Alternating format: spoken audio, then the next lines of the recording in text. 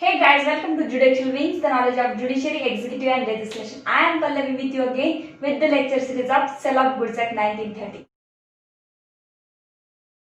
तो आगे चलते हैं सेक्शन 13 की तरफ। सेक्शन 13 बोलता है when a condition to be treated as a warranty. इसी कंडीशन को हम वारंटी कब समझे, ठीक है कि नहीं? तो देखिए क्या होता है। Where a contract of a sale is subject to any condition to be fulfilled by the seller। देखिए यहाँ कहा गया है कि contract of a sale is subject to any condition fulfilled by the seller। Condition fulfil कर देता है seller, उसके बाद क्या होता है? By the seller the buyer में वेव द कंडीशन। देखिए इसने क्या किया, कंडीशन फुलफिल कर दी, सेल इसको गुड्स इसको डिलीवर्ड कर दिए। अब इसने क्या मांगे थे? इसने गुड्स मांगे थे। हम एक एग्जांपल ले लेते हैं, यहाँ पे शुगर के बैग्स मांगे थे, ठीक है? ये शुगर के बैग्स होंगे शायद, ड्राइंग इतनी अच्छी नहीं है इसमें, ठीक है?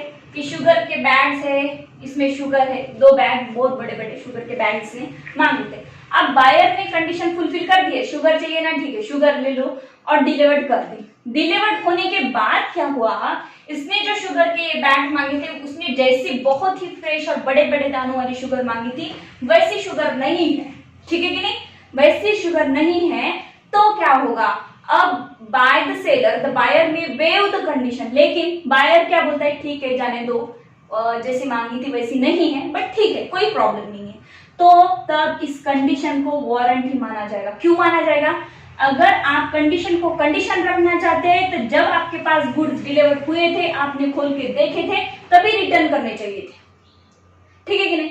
अब आप बोल रहे हो कि ठीक है कोई बात नहीं, लेट इट बी, चल जाएगा, वैसी भी शुगर चल जाएगी। तो अब आपने जैसे ही उसे एक्सेप्ट कर लिया, ठीक है कि नहीं? पार्ट में हो या थोड़ा हो या पूरा हो, मैटर नहीं करता, एक्सेप्ट कर लिया, तब ये कंडीशन वारंटी में कन्वर्ट हो जाएगी और इसे बोला जाएगा कि condition to be treated as warranty. अब अगर ये 2 दिन शुगर खा के देखता है, बाद में बोलता है कि शुगर अच्छी नहीं है यार, बिल्कुल भी अच्छी नहीं है, अब इसके पास जाता है, देखो भाई मैंने तो अच्छी शुगर भेजो, फ्रेश शुगर भेजो, ऐसी कंडीशन थी, तुमने तो ये फुलफिल नहीं की। वो बोलेगा मैंने तो कंडीशन फुलफिल कर दी थी, उसके बाद आपने उसे यूज किया और अब आपका राइट वो कंडीशन का चला गया। हाँ, आपके पास राइट क्या है? वारंटी का राइट है। ज्यादा से ज्यादा मैं डैमेजेस भर के दे सकता हूँ। आपने 200 रुपए किलो की रेट के शुगर मांगी थी ना, तो ठीक है, मैं एक 200 रुपए पे 20 रुपए की आपको छूट दे देता हूँ। आप सिर्फ डैमेजेस क्लेम कर सकते हो क्योंकि आपके पास सिर्फ वारंटी का राइट बचा है। आपने यूज करके एक्सेप्ट लेट इट बी बोल के वेव करके आपकी जो कंडीशन का राइट था, आपने सिर्फ वारंटी का राइट आपके पास रखा है और कंडीशन का राइट आपका चला गया, ठीक है? आप खुद ही वेव कर रहे हो, आपका राइट छोड़ दे रहे हो। अब आगे बोलता है ये section, elect to treat the breach of a condition. देखिए, elect to treat the breach of a condition as a breach of a warranty. आपने खुद चूज किया है कि अब मैं कंडीशन को वारंटी बोल के ट्रीट करूंगा, यानी कि मैंने यूज कर दिया, मैंने रिटर्न नहीं किए टाइम में। अगर इसने बोला हो कि 8 दिन में बता दो शुगर अच्छी नहीं है, तुम रिटर्न कर दो, आप 8 दिन हो गए बताया नहीं, बाद में 10-12 दिन के बाद आधे यूज करने के बाद उसे बोल रहे हो, तो तब आपको इसका कंडीशन का राइट नहीं। आप खुद ही इलेक्ट कर रहे हो, आप खुद ही चूज कर रहे हो, कंडीशन का जो राइट था आपके पास वो छोड़ के वारंटी का राइट आप खुद ले रहे हो, तब कंडीशन ट्रीटेड वारंटी ऐसा माना जाएगा, ठीक है? उसके बाद and not as a ground for treating the contract as a repudiate. फिर आपको कॉन्ट्रैक्ट पूरा का पूरा कैंसिल करने का, रिपुडिएट करने का राइट चला जाएगा। बिकॉज क्या है, आपने सेक्शन 12 में देखा है, कंडीशन में ही सिर्फ रिपुडिएट कर सकते हो, आप वारंटी में नहीं कर सकते। और आपने तो कंडीशन की जो आपकी राइट था, आपका कंडीशन का राइट था, वो तो छोड़ दिया, इलेक्ट कर दिया, वेव कर दिया आपने। तो अब आपका कॉन्ट्रैक्ट पूरे तरीके से कैंसिल करने का राइट भी इसके साथ चला गया। आपके पास सिर्फ वारंटी का राइट रहेगा, उसमें से आप ज्यादा से ज्यादा डैमेजेस क्लेम कर सकते हो, ठीक है? तो इस तरीके से पहला पॉइंट क्या है कि पहला पॉइंट क्या है 13 का, कि कंडीशन वेव कर रहे हो आप, लेट इट बी, ठीक है? और अब ये पहला है। दूसरे इसमें हम देखते हैं, दूसरे इसमें क्या है, where contract of sale is not severable. देखिए, नॉट सेवरेबल, जो गुड्स आपने मंगाए हैं वो क्या है, सेवरेबल नहीं है। शुगर सेवरेबल होती है क्या? नहीं। शुगर को हम एक एक एक दाना अलग कर सकते? नहीं, सेपरेट नहीं कर सकते। Where a contract of sale is not severable and the buyer has accepted the goods or part thereof। देखिए मैंने जैसे अभी कहा कि कॉन्ट्रैक्ट जो गुड्स मंगाए आपने, शुगर मंगाई, ये सेवरेबल नहीं है, सेपरेट नहीं हो सकता। और आपने बायर ने क्या किया, यूज करना भी शुरू कर दिया। हो सकता है थोड़ा बहुत यूज करो, कितना भी। जैसे ही देखिए कॉन्ट्रैक्ट एक्ट में बताया गया है एक्सेप्टेंस का मतलब क्या है। आपने कुछ भी नहीं बोला, मैसेज भी नहीं किया, फोन भी नहीं, हाँ आपके जो गुड्स है हमारे पास पहुंच गए हैं, हमने एक्सेप्ट कर दिए, कुछ भी नहीं बोला, आपने सीधा यूज करना उसे शुरू कर दिया, तो ऐसा माना जाएगा कि आपने गुड्स एक्सेप्ट कर लिए हैं as per the contract act. तो कॉन्ट्रैक्ट एक्ट यही भी लागू करता है। तो सेम ही है कि अगर आप गुड्स यूज कर रहे हो और वो नॉन सेवरेबल है तो ऐसा माना जाएगा कि आपने गुड्स एक्सेप्ट कर लिए हैं, यानी कि आपने आपका कंडीशन का राइट छोड़ दिया है और वारंटी में आप पहुंच गए हो। तो देखिए when a contract of sale is not severable and buyer has accepted the goods और पार्ट देयरऑफ, थोड़ा भी पार्ट यूज करते हो, the breach of any condition to be fulfilled by the seller can only be treated as a breach of warranty. ऐसी condition में क्या होगा, अगर आप यूज करना शुरू कर देते हो तो आपका कंडीशन का राइट चला जाएगा और कंडीशन कन्वर्ट हो जाएगी वारंटी में। Be treated as a breach of warranty, सिर्फ आप इसे ट्रीटेड करोगे फिर वारंटी से, and not as a ground for the term of the contract express or implied to the effect. Expressly impliedly आप कोई भी कॉन्ट्रैक्ट इफेक्ट नहीं करेगा। आपने एक्सप्रेसली बोला, इम्प्लाइडली बोला, नहीं बोला, कोई मैटर नहीं करता। आपने गुड्स यूज कर लिए, इसका मतलब एक्सेप्ट कर लिया, और एक्सेप्ट कर लिया इसका मतलब क्या कर दिया, कंडीशन वेव कर दी, लेट इट बी, ठीक है जाने दो, कोई बात नहीं, यूज करेंगे उसके बाद देखेंगे। तो ये पॉइंट यहाँ पे बोलता है कि condition be treated as a warranty. उसके बाद थर्ड पॉइंट में हम आते हैं। थर्ड में क्या बोला गया है, उसके बाद हम थर्ड पॉइंट में आते हैं सेक्शन 13 के। सेक्शन 13 का थर्ड पॉइंट बहुत ही ज्यादा इंपॉर्टेंट है। Nothing in this section shall affect the case of any condition or warranty fulfilled of which is excused by law by reason of impossibility or otherwise. देखिए impossibility, बहुत ही important शब्द है impossibility. Seller ने एक आपने contract किया, देखिए हम यहाँ पे एक एग्जांपल देख लेते हैं, ठीक है।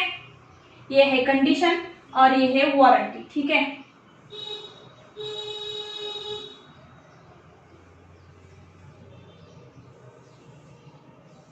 देखिए हम यहाँ पे एक एग्जांपल लेते हैं, कंडीशन एक है वारंटी। अब ऐसी चीज के बारे में ये सेक्शन 13 सबसेक्शन 3 इस गुड्स के बारे में बोल रहा है जिसे परफॉर्म करना, जिसकी कंडीशन परफॉर्म करना इम्पॉसिबल है। कैसे इम्पॉसिबल है, एक्सक्यूज्ड बाय लॉ है, लॉ ने उसे एक्सक्यूज कर दिया है। जैसे कि ये बी साहब है और ये ए साहब है, ए सेलर है, बी बायर है। बी बोलता है ये फार्मासिस्ट है, कोई मेडिकल शॉप है इसकी। बी बोलता है देखो तुम ना मुझे 10 नींद की गोलियां दे दो, मुझे नींद का बहुत प्रॉब्लम है, ठीक है। हो सकता है डॉक्टर का प्रिस्क्रिप्शन हो भी नहीं हो, कोई मैटर नहीं करता। इसने बोला, ये हम सिर्फ एग्जांपल के लिए ले रहे हैं, ठीक है। तो इसने बोला कि 10 नींद की गोलियां मुझे दे दो। इसने क्या किया, 10 नींद की गोली के 100 रुपए उसे ऑलरेडी पेड कर दिए पैसे पूरे। 10 नींद की गोली के 100 रुपए इसने इसको पेड कर दिए सेलर को। अब सेलर की क्या ड्यूटी है, इसकी कंडीशन फुलफिल करना सेल ऑफ गुड्स के एक्ट तहत। अब सेलर ने क्या किया, 5 ही गोलियां उसको दे दी, किसको, बायर को। अब बायर बोलता है देखो भाई मैंने तो क्या कंडीशन रखी थी कि मुझे 10 गोलियां चाहिए, मैंने तो आपको 100 रुपए भी दिए थे, आपने कंडीशन ब्रीच कर दी है मेरी। अब पूरा का पूरा कॉन्ट्रैक्ट मैं कैंसिल कर दूंगा, ले लो आपकी 5 गोलियां भी वापस ले लो और 100 रुपए भी ले लो, और ये 100 रुपए 1 महीने के बाद अगर आप मुझे वापस देते हो तो मुझे इंटरेस्ट विथ इंटरेस्ट 100 रुपए चाहिए मेरे। तो ये ऐसा नहीं चलेगा। सेलर बोलेगा कि इंडिया में हमारे नींद की गोलियां 5 से ज्यादा देना अलाउड नहीं है, ठीक है कि नहीं। ये एक ऐसे ड्रग्स है कि ज्यादा अगर कोई लेता है या फिर हम मेडिकल शॉप वाले ज्यादा किसी को दे देते हैं तो इससे एक ऑफेंस भी हो सकता है, कोई सुसाइड भी कर सकता है, कुछ भी ग्राउंड हो सकते हैं। तो ये नींद की गोलियां इतनी ज्यादा देना एक्सक्यूज्ड बाय लॉ है और ये इम्पॉसिबिलिटी है, मेरे भी हाथ में नहीं है, इंडिया में ही बैन है कि 10 गोलियां किसी को भी न दी जाए, ज्यादा से ज्यादा नींद की 5 गोलियां ही इसको दी जाए, ठीक है कि नहीं। तो ये सेलर के भी हाथ में नहीं है, इम्पॉसिबल थिंग है। तो यहाँ पे कंडीशन को बायर को, तो यहाँ पे बायर को ऑटोमेटिकली कंडीशन को वारंटी ही ट्रीट करना पड़ेगा। अब वो वारंटी इस मैटर में कैसे ट्रीट करेगा, वारंटी कैसे यहाँ पे पिक्चर में आएगी, तो वारंटी का काम यहाँ पे चलेगा। ठीक है, आपने अगर मुझे 5 गोली दी 10 की जगह पे, तो आप मुझे मेरे 50 रुपए विद इंटरेस्ट वापस दे दो, क्योंकि आपने पहले नहीं बताया था। जब मैंने 100 रुपए दिए थे, जब मैंने ऑर्डर दिया था, तो सिर्फ आप वारंटी का आधार लेके डैमेजेस मांग सकते हो, जो कि इम्पॉसिबल है सेल की कंडीशन पूरी करना, जो कि एक्सक्यूज्ड बाय लॉ है। तो यहाँ पे सेलर का, तो यहाँ पे थोड़ा बहुत सेलर का भी राइट बनता है और आपका भी राइट बनता है, ठीक है, राइट बनता है, क्योंकि इम्पॉसिबल बाय लॉ है। ऐसे कॉन्ट्रैक्ट तो बनते ही नहीं है कॉन्ट्रैक्ट एक्ट के तहत, जो कि इलीगल है, इम्पॉसिबल बाय लॉ है, एक्सक्यूज्ड बाय लॉ है। कंडीशन में आप डायरेक्टली रिपुडिएट कर सकते हो, गुड्स को डायरेक्टली रिजेक्ट कर सकते हो, लेकिन वारंटी में आपके पास सिर्फ और सिर्फ डैमेजेस मांगने का राइट है, रिपुडिएट और रिजेक्ट गुड का राइट नहीं है आपके पास। तो अगर आपको मेरे लेक्चर पसंद आते हैं तो लाइक जरूर करना, सब्सक्राइब भी कर देना और शेयर भी कर देना अपने दोस्तों के साथ। तो thank you so much friend, कल मिलते हैं आगे के सेक्शन के साथ।